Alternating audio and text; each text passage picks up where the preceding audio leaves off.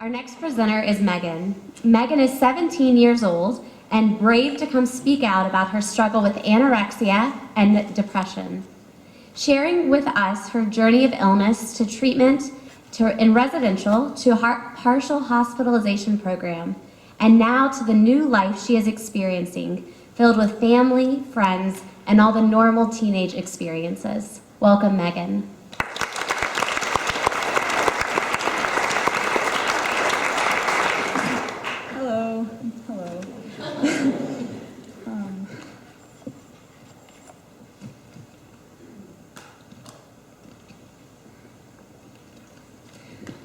Okay. Initially, I never saw anything I was doing as brave. When I went into treatment for my eating disorder, I saw it as a flaw, a weakness. I wasn't as committed to my eating disorder as others. They could carry on in that world, fading into nothingness, holding on to the familiar sense of control, while I surrender reluctantly and enter uncharted territory. In my eyes, I would no longer be special or unique. There was nothing to differ me from the crowd of so-called normal people.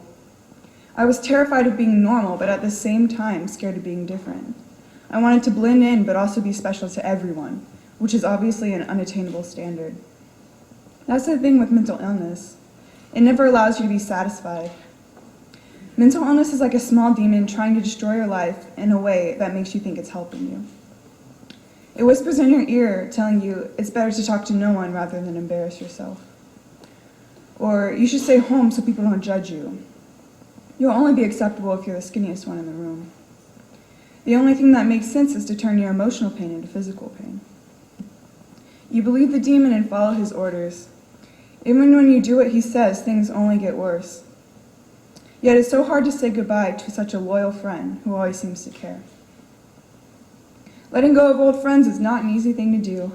It's hard to lose those voices when they're as loud as they are intense.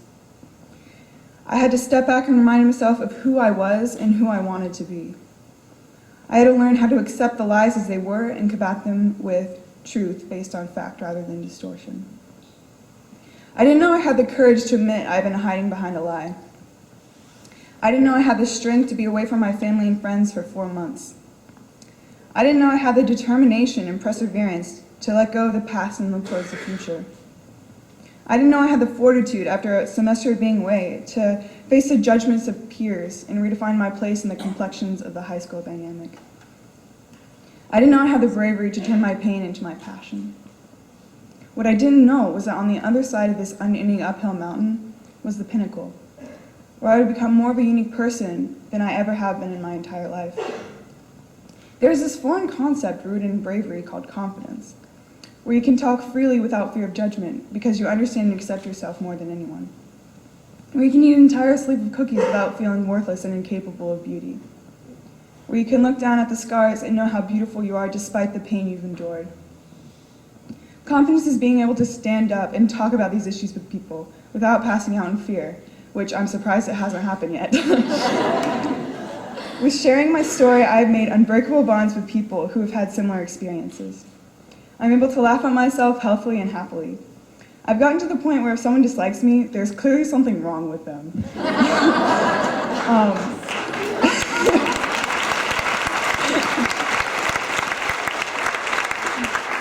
It can be difficult to find people who are willing to stick around and be supportive of someone in so much pain.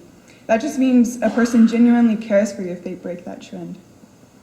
Bravery is earned, not spent in pursuing societal expectations of perfection, but being yourself despite the circumstances thrown at you. You'll never have to feel brave enough at the onset, but that's the beautiful thing, is that you only have to be brave enough to take the first step.